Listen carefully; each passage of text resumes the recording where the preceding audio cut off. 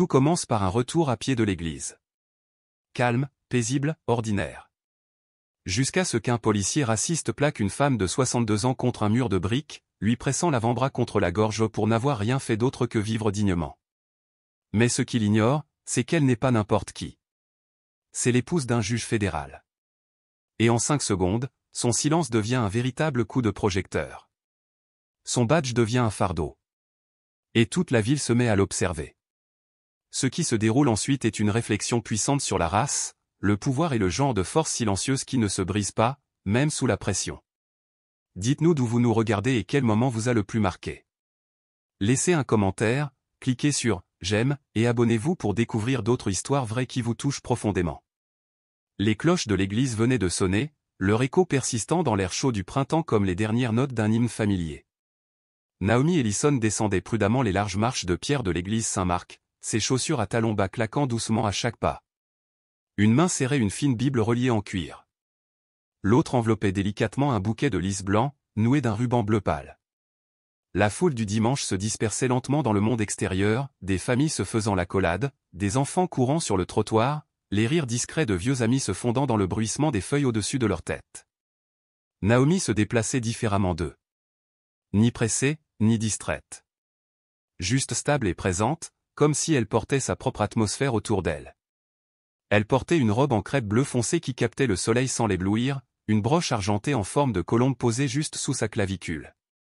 Ses cheveux gris étaient soigneusement coiffés en un chignon bas sur la nuque, sans une mèche qui dépassait. Chaque année, à ce jour-là, jour de son anniversaire de mariage, elle venait seule à l'église, s'asseyait sur le 3e banc en partant de l'avant, allumait une bougie pendant le cantique de clôture, puis marchait de pâté de maison jusqu'à chez elle pour préparer le dîner pour 2 personnes. Même aujourd'hui, même si Jérémie travaillait tard ou voyageait pour des audiences, elle procédait de la même manière. Non pas par tradition, mais pour se souvenir. Alors qu'elle passait le portail en fer forgé et s'engageait sur le trottoir, elle sentit une légère brise attraper sa robe, soulevant son ourlet juste assez pour la faire s'arrêter et la remettre doucement dans son logement. Des magnolias bordaient le pâté de maison, leurs fleurs complètement ouvertes maintenant, parfumant l'air de quelque chose de doux et légèrement amer, comme des histoires d'enfance et de vieux regrets. Un couple de moineaux gazouillait au-dessus de nos têtes, comme pour annoncer l'heure. Naomi laissa échapper un soupir silencieux et commença sa marche, les lys ondulant légèrement à sa foulée. Elle n'a pas vu la voiture de patrouille au premier abord.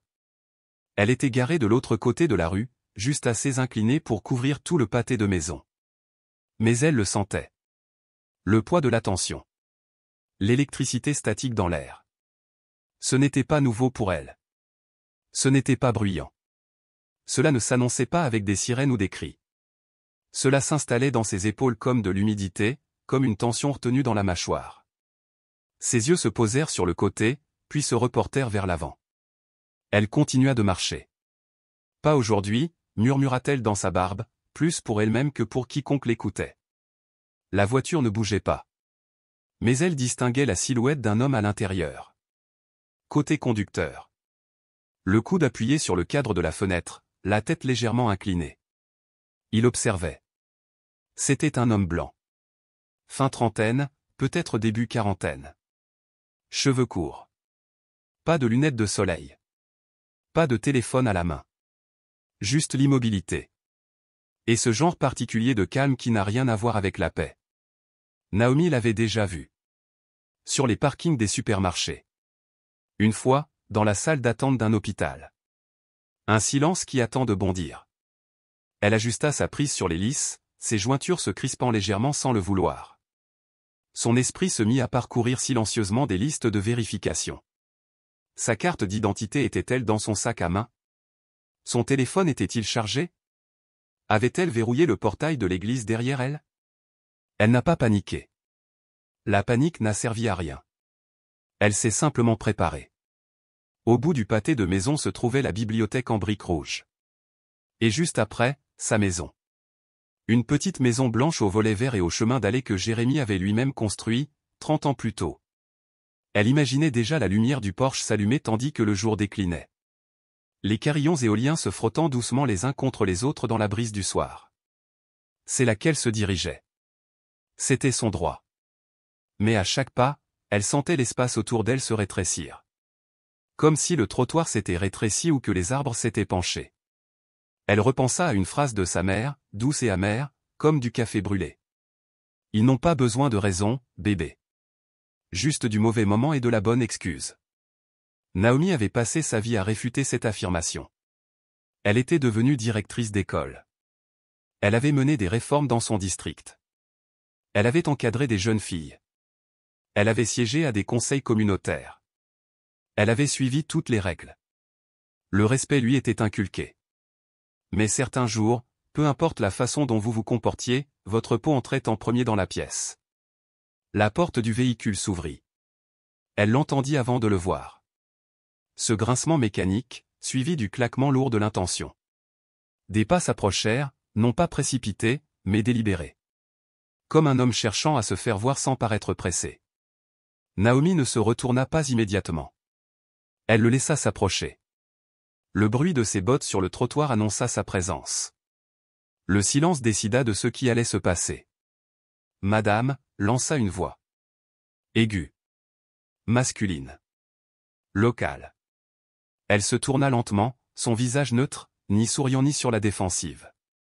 Oui, officier, dit-elle, calme et égale. Il était proche maintenant. Peut-être à 1,80 m. Une main près de sa ceinture, l'autre posée sur le manche de sa lampe torche. Ses yeux se posèrent sur les lys, puis sur la Bible, puis sur la broche sur sa poitrine. Il semblait assez jeune pour avoir encore quelque chose à prouver, mais assez vieux pour penser que ce n'était pas le cas. « Où vas-tu » demanda-t-il. « Chez moi » répondit Naomi. « À 2 pâtés de maison. »« Tu viens de l'église ?»« Oui, oui, dit-elle. »« Quelque chose ne va pas ?» Ses yeux se plissèrent légèrement. « Tu habites dans le coin ?» Naomi soutint son regard directement. « J'habite dans ce quartier depuis plus longtemps que tu ne portes ce badge. » Ce n'était pas une menace. Ce n'était même pas un acte de défi.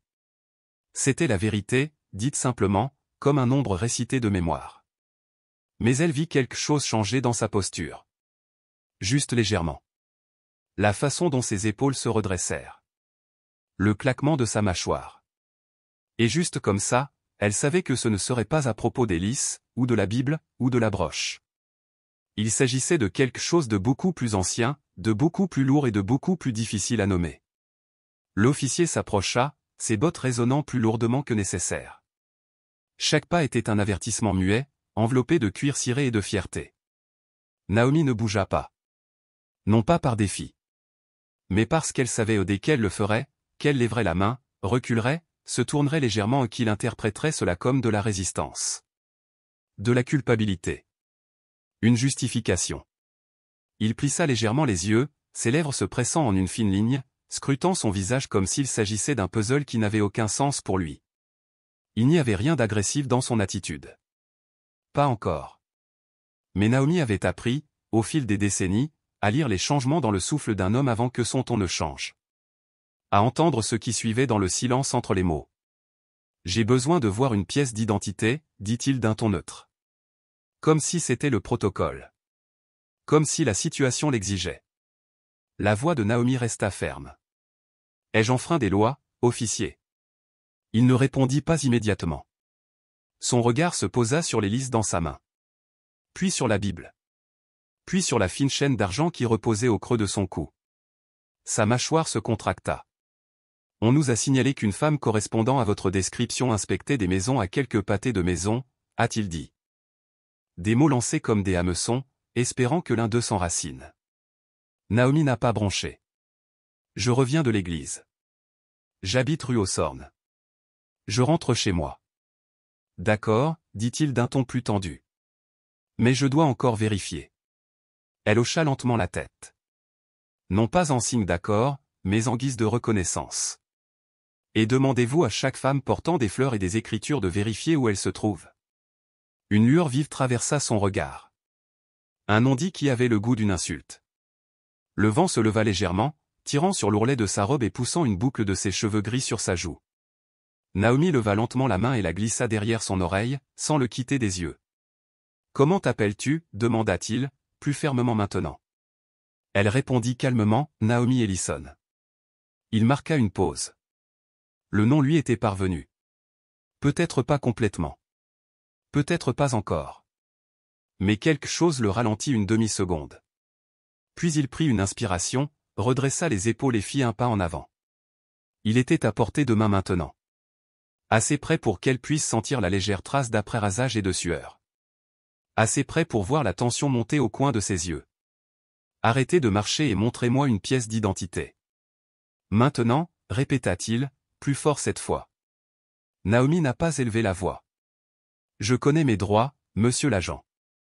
Si vous n'avez pas de soupçon raisonnable, vous n'avez aucun motif légal de me détenir. La tension se brisa alors en lui. Pas de façon spectaculaire. Pas d'un seul coup. Mais comme un fil effiloché qui se rompt en silence. Sa voix baissa. Basse et aiguë. Vous refusez un ordre légal. Je refuse d'être harcelée, répondit-elle d'un ton neutre. Il y a une différence. Autour d'eux, la rue était devenue étrangement silencieuse. Le chant des oiseaux, le bruit lointain des moteurs de voitures, même la brise semblait hésiter. De l'autre côté de la rue, un jeune couple se tenant la main ralentissait son pas, le regard attiré par les deux silhouettes sur le trottoir. Leurs expressions étaient lasses, mais incertaines. Un homme dans une camionnette de livraison s'est arrêté au panneau d'arrêt plus longtemps que nécessaire, regardant dans son rétroviseur latéral. Personne n'est intervenu. Mais ils observaient.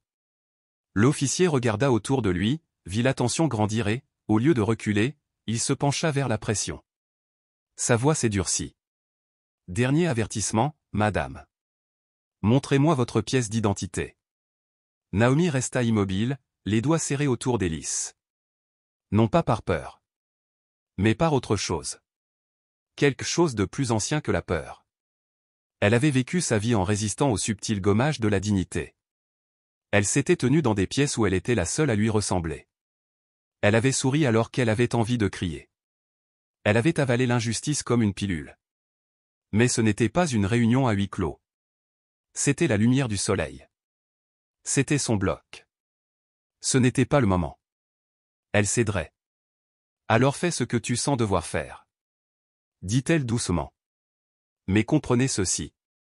Je sais exactement qui je suis. Cette phrase, ces 10 mots, lui ont fait quelque chose. Sans un mot de plus. Sans escalade. Sans protocole. Il s'est précipité. Une main saisit son bras supérieur. Doigt appuyant sur la chair avec une force inutile. Les lisses sont tombées sur le trottoir comme une vérité renversée. Naomi halta, non pas de douleur. Mais sous le choc de la vitesse à laquelle il s'est transformé. Son autre bras s'enroula autour d'elle. Et dans un mouvement brutal. Il l'a poussée en arrière. Il l'a plaquée contre le mur de briques de la librairie fermée derrière elle. Son dos a été touché en premier, puis son épaule. Elle sentit la texture rugueuse gratter le tissu de sa robe. Son avant-bras pressé sur sa gorge. Ne pas s'étouffer. Pas complètement. Mais juste assez pour prendre le contrôle. Pour effacer la distance. Menacer sans verser de sang. Le monde a ralenti. Les mains de Naomi se sont instinctivement déplacées vers son bras.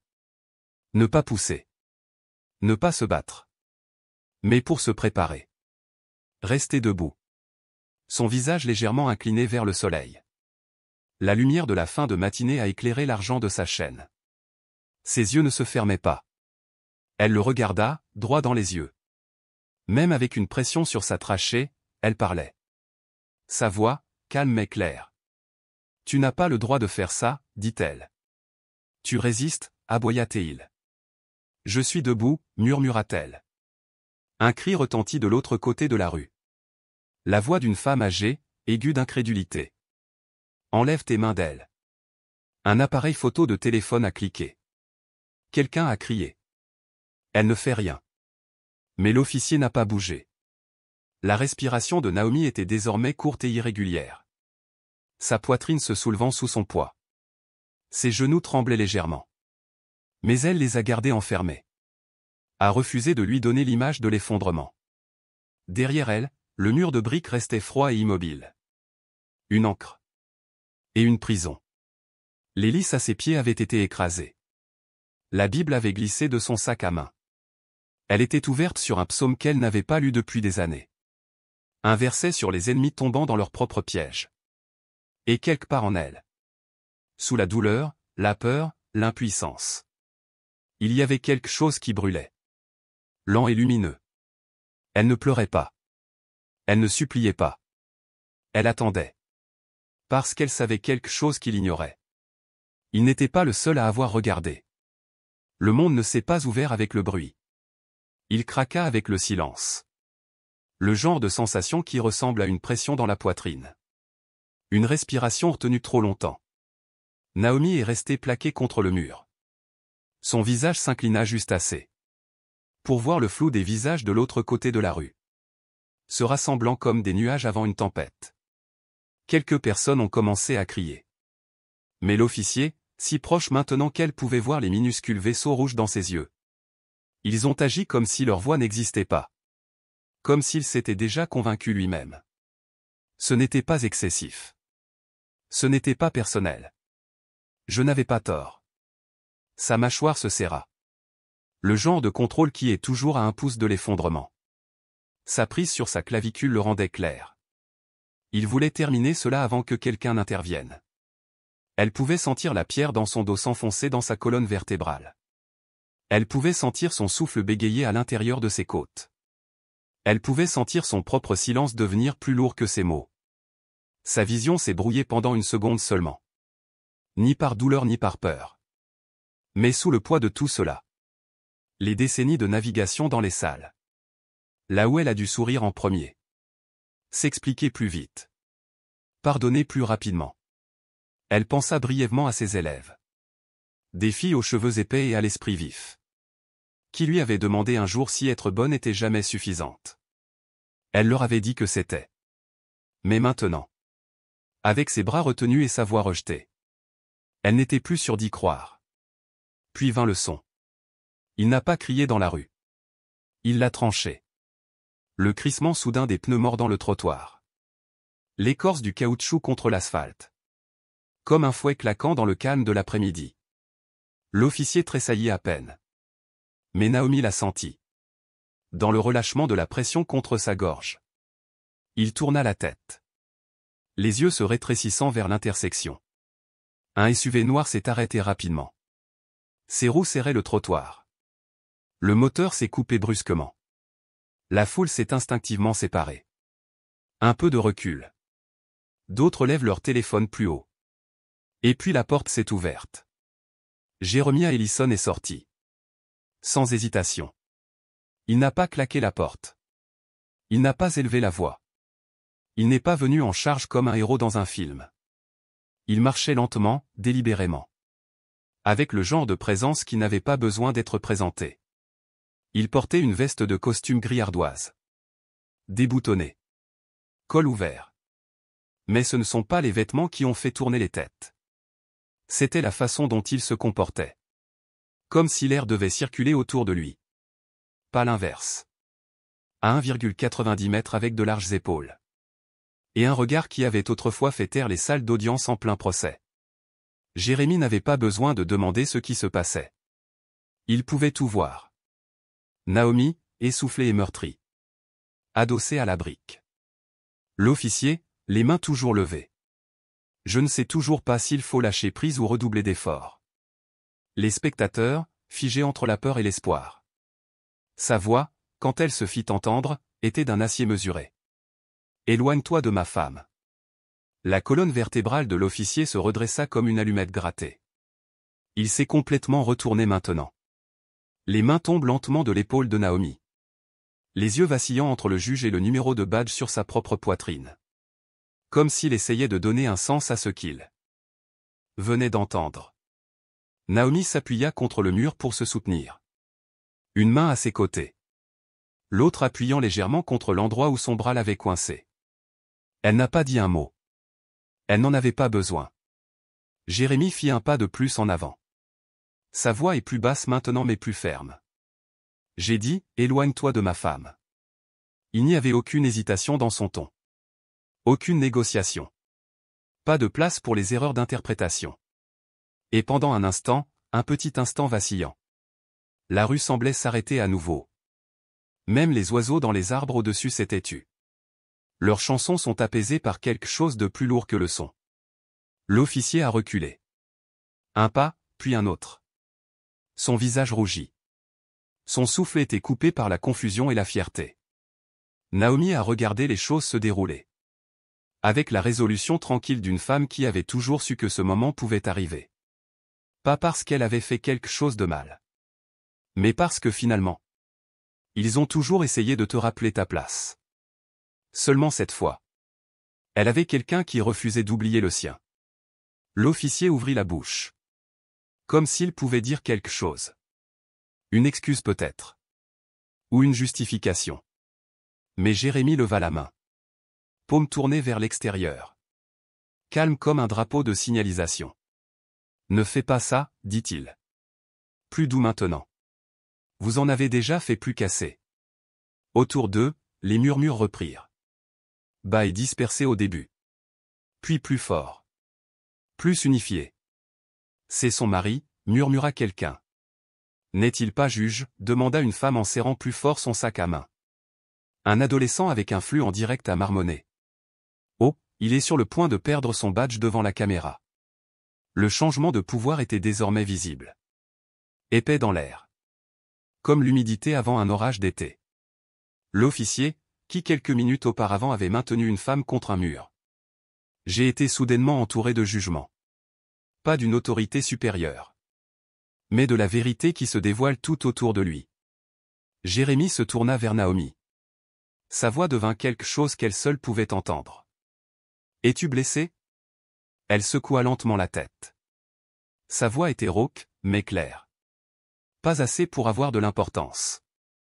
Mais cela aurait pu être le cas. Il a expiré. Un souffle à la fois de retenue et de fureur silencieuse. Je suis arrivé aussi vite que j'ai pu. Je sais, dit-elle.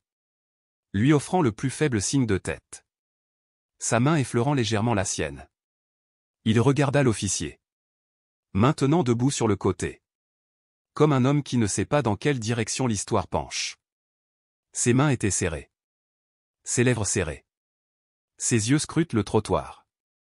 Comme si cela contenait peut-être la réponse. À quel point tout avait si mal tourné. Si vite. Mais Naomi savait mieux. Ça n'a pas mal tourné rapidement. Cela a toujours été faux. Cela n'a pris que 5 secondes. Et une seule voix. Pour l'exposer. Jérémie ne s'est pas précipité. Il n'a pas bousculé l'homme qui venait de pousser sa femme contre une brique. Comme si elle était un objet. Pas une personne. Plutôt. Il a fermé l'espace lentement. Chaque pas mesuré. Comme le coup de marteau qui tombe dans une salle d'audience. Le genre de mouvement délibéré qui vous fait examiner votre conscience. Avant ton prochain souffle. L'officier, portant sur son badge le nom de Doyle, avait désormais les mains libres. Mais les dégâts n'ont pas été réparés. Naomi reprenait encore son souffle. Ses doigts reposent juste sous sa clavicule. Comme si elle essayait de s'ancrer dans le moment présent. La foule s'était épaissie le long du trottoir. Leurs téléphones ont résisté comme des phares. Des rayons dirigés vers la vérité. Pour qu'ils ne puissent plus disparaître. La voix de Jérémie ne s'éleva pas. Il n'avait pas besoin de volume pour se faire entendre. Je veux ton nom, dit-il. Votre numéro de badge. Tout de suite. Son ton était plat et imperturbable. Comme si les mots eux-mêmes avaient un poids que personne ne pouvait détourner. Doyle le regarda. Mâchoire serrée. Les yeux scrutant la foule. Puis retour à Naomi. Comme si je la voyais pour la première fois. Pas comme un étranger. Mais comme quelqu'un connecté. Quelqu'un protégé. Mais il était trop tard pour la révélation. C'est un malentendu, dit rapidement Doyle. Voix tremblante sur les bords. Essayez de rattraper le dénouement. Non, répondit Jérémie. Toujours calme. Toujours immobile.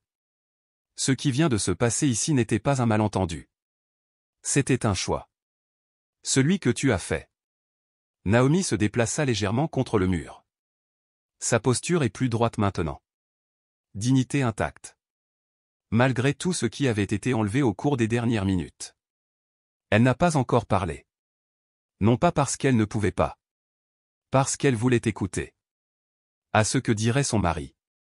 À ce qu'il choisirait de faire. Avec le feu dans sa poitrine. Jérémie se tourna vers elle pendant une seconde. Sa main effleurant à peine la sienne. « Ça va » demanda-t-il dans un souffle. Elle hocha la tête une fois. « Ne te retiens pas » dit-elle doucement. « Pas aujourd'hui. » Jérémie se tourna vers Doyle. « Sais-tu sur qui tu viens de mettre les mains » demanda-t-il. « Pas pour les faits. Pas comme une menace. Mais parce que la question comptait. Cette femme a servi cette communauté. Plus longtemps que tu n'as porté ce badge. Elle a éduqué des générations. Dirigeants encadrés. Elle s'est manifestée alors que cette ville ne la méritait pas. Et toi? Il a pris une inspiration. Profond et froid. Tu l'as agressée parce que tu n'aimais pas sa façon de marcher. Doyle ouvrit la bouche. Puis je l'ai refermée. Ses mains tremblent légèrement à ses côtés. La foule était devenue plus courageuse maintenant. Quelqu'un a dit. Dis-lui qui elle est. Un autre a ajouté. Nous avons tout filmé. Une femme au fond murmura. C'est toujours comme ça. Jusqu'à ce que quelqu'un d'important regarde. La voix de Jérémie est tombée encore plus bas, tu n'as pas posé de questions, tu as fait des suppositions, tu n'as pas désamorcé, tu as intensifié, et pourquoi, un collier, un teint, une femme qui n'a pas baissé la tête. Le silence était tonitruant. De l'autre côté de la rue, un sergent de police était arrivé, une femme noire d'une quarantaine d'années, les yeux calmes, un badge brillant sous le soleil. Elle marchait lentement vers la scène, saluant la foule avec la familiarité de quelqu'un qui savait de quel côté de la rue se trouvaient ses racines. « Tout va bien ici » demanda-t-elle, la voix ferme, le regard posé sur Doyle. Jérémie s'écarta et lui laissa de la place. « Cet officier ici, » dit-il en désignant Doyle sans lever la main, a posé ses mains sur ma femme sans provocation, l'a plaquée contre ce mur, l'a menacée, dites-moi, est-ce que cela vous semble être une procédure? Le visage du sergent ne bougea pas beaucoup, mais ses yeux se refroidirent. Est-ce exact, officier Doyle demanda-t-elle. Elle a refusé d'obtempérer, répondit-il, la voix s'éclaircissant, elle correspondait à un rapport. L'as-tu vu commettre un crime interrompit Jérémie en reculant juste assez pour attirer la foule. L'avez-vous vu courir, l'avez-vous entendu vous menacer, vous résister ou lever la main, ou n'avez-vous tout simplement pas aimé qu'elle n'ait pas l'air effrayée par vous? Naomi parla enfin, d'une voix basse mais claire, il ne m'a pas vu du tout, juste la version de moi qu'il voulait croire. Une vague de murmures traversa la foule comme un courant. Le sergent jeta un coup d'œil à Naomi, puis à Jérémie, puis au téléphone. Son hochement de tête était lent. Nous allons nous en occuper, dit-elle doucement à Jérémie, je te suggère de déposer une plainte immédiatement. Nous le ferons, a déclaré Naomi, mais permettez-moi d'être très clair, cela ne s'arrête pas à la paperasse. Jérémie regarda Doyle une dernière fois, non pas avec rage mais avec quelque chose de plus profond, de plus lourd. Déception, que des hommes comme celui-ci existent encore dans des uniformes censés protéger. Vous avez agressé la mauvaise femme, a-t-il dit, et vous êtes sur le point d'apprendre ce que cela signifie. Doyle se tenait raide, les mains serrées, la bouche serrée, tandis que le sergent le tirait à part. Sa voix n'avait plus d'endroit où aller, personne ne l'écoutait maintenant. Le pouvoir auquel il s'était accroché avec force et menace s'était dissous dans l'air, étouffé par la vérité, par le témoignage, par la présence inébranlable des conséquences. Naomi s'avança, effleurant sa robe d'une main, lissant les plis qui ne provenaient pas du tissu mais d'une insulte. Elle se tourna vers son mari et hocha la tête une fois. « Allons-y, dit-elle, sa voix toujours forte. J'ai des lys à remplacer. » Il marchait côte à côte devant la foule rassemblée, devant le bouquet écrasé et la Bible tombée, devant l'homme qui pensait que le pouvoir résidait dans son insigne plutôt que dans son intégrité. Et à mesure qu'il passait, les gens faisaient de la place. Non pas parce qu'ils avaient peur, mais parce qu'ils ont finalement vu clairement qui elle était et qui elle avait toujours été. L'air à l'extérieur de la gare ce soir-là semblait plus lourd que la chaleur ne pouvait l'expliquer. Comme si la ville entière retenait son souffle, attendant de voir si la justice était quelque chose de murmuré en privé ou de dit à voix haute, les lumières allumées. Naomi était assise tranquillement à côté de Jérémie sur leur porche, le doux craquement du fauteuil à bascule sous elle rythmant les pensées qui traversaient sa poitrine. Les ecchymoses sur son épaule avaient commencé à faire surface, de faibles ombres sous la peau, plus tendres qu'elle ne voulait l'admettre. Mais ce n'était pas la douleur dans ses os qui restait avec elle. C'était la façon dont les yeux de l'officier avaient changé lorsqu'il avait réalisé qui elle était, comme si son humanité n'avait d'importance que lorsqu'elle était attachée à un nom qu'il reconnaissait. Jérémie avait à peine parlé depuis leur retour à la maison et Naomi n'avait pas insisté. Certains silences n'étaient pas vides, ils étaient pleins de retenue, pleins de stratégie. Il était assis, les coudes sur les genoux, son alliance captant les derniers rayons du soleil. Elle pouvait sentir sa colère faible, contrôlée et frémissante. Pas le genre qui cherche à se venger, mais le genre qui refuse de redevenir insensible. « Tu réfléchis encore à ce que tu vas dire ?» demanda-t-elle finalement, sa voix douce mais posée.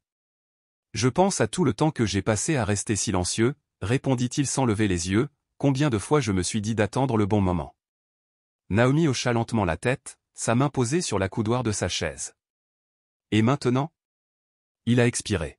« Maintenant, je me demande si chaque instant que nous avons attendu leur a simplement permis de croire qu'ils avaient raison. » Les cigales avaient commencé leur chœur au loin, un bourdonnement électrique constant sous les bruits du soir, la circulation au loin, la porte moustiquaire d'un voisin qui claque, le faible cri d'un bébé en bas de la rue.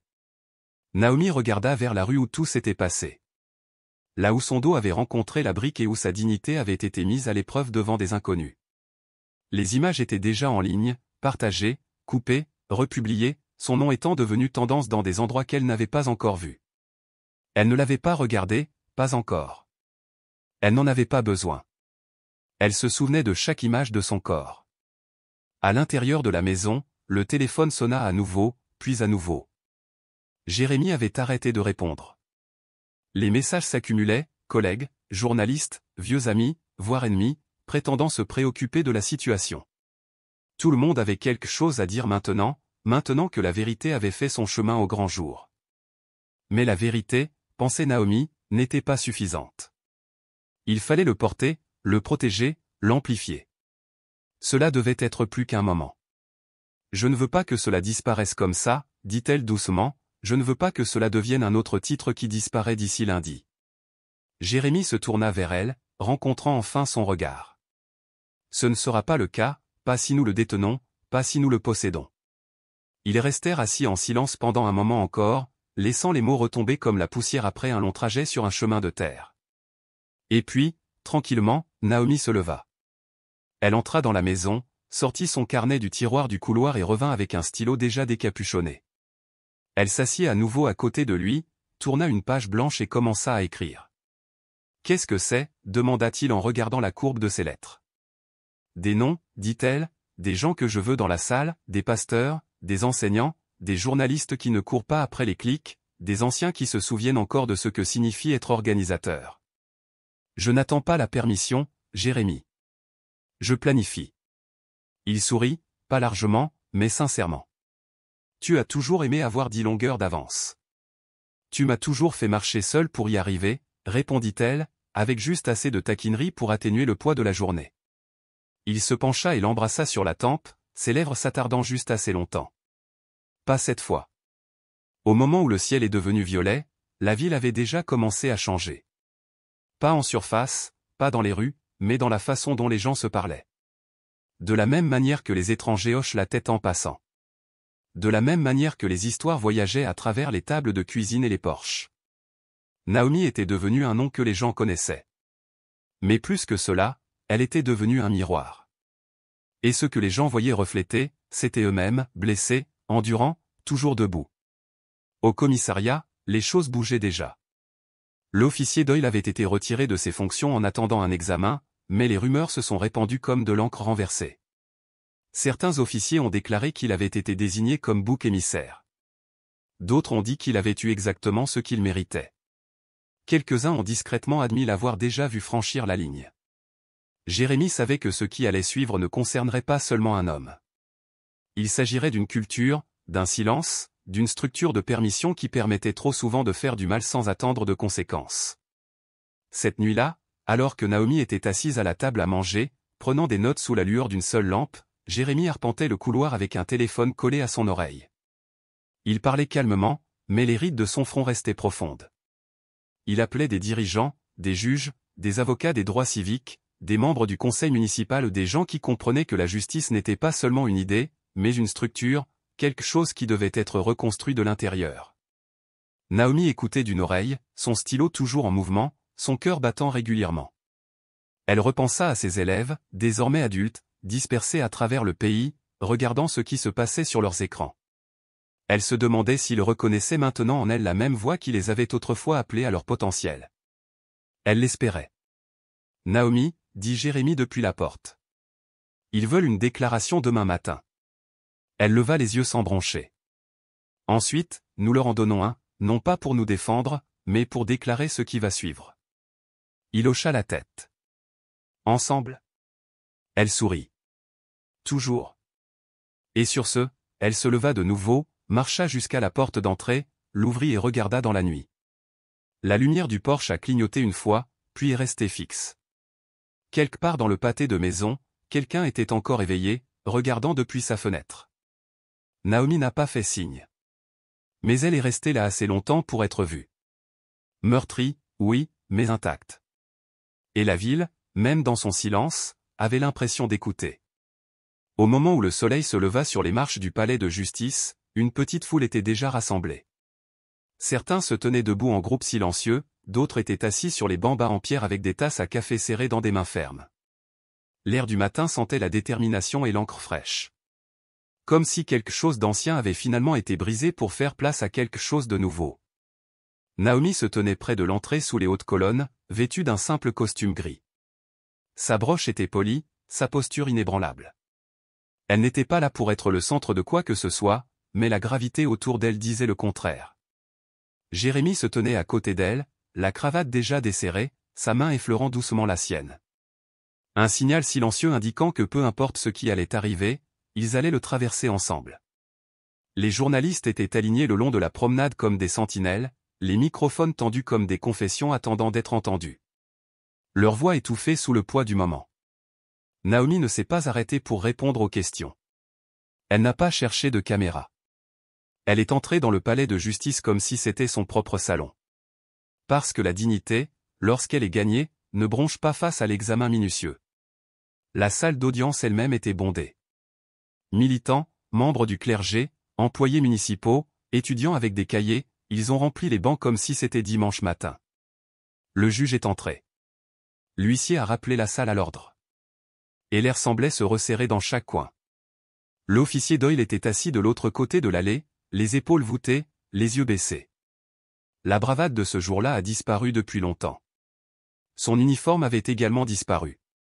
À sa place, un costume gris rigide qui ne lui a. L'est pas vraiment, comme s'il jouait un rôle auquel il ne croyait plus.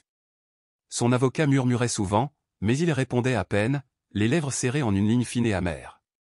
Naomi l'observait, non pas par colère, mais par quelque chose de plus calme et de plus dévastateur. La connaissance qu'il avait cru, vraiment cru, qu'elle était assez petite pour être écrasée sans conséquence. Le procès s'est déroulé rapidement, non pas parce qu'il était facile, mais parce que les preuves avaient déjà été présentées avant même que quiconque n'entre dans la salle. Des séquences vidéo sous plusieurs angles diffusées en silence, seul le doux bourdonnement de l'écran remplissant l'espace. Le jury a vu Naomi se faire bousculer, a entendu sa voix se briser, a vu la foule commencer à se rassembler et a été témoin du moment où Jérémia est entré dans le cadre. Des témoins ont témoigné. Certains de la foule, d'autres de l'intérieur même du service de police. Un ancien collègue de Doyle a déclaré « Nous savions qu'il avait un problème d'électricité, nous avons simplement arrêté de chercher. » Cette ligne a atterri comme un marteau. Lorsque Naomi est montée à la barre, la salle s'est tue. Pas seulement avec attention, mais avec révérence.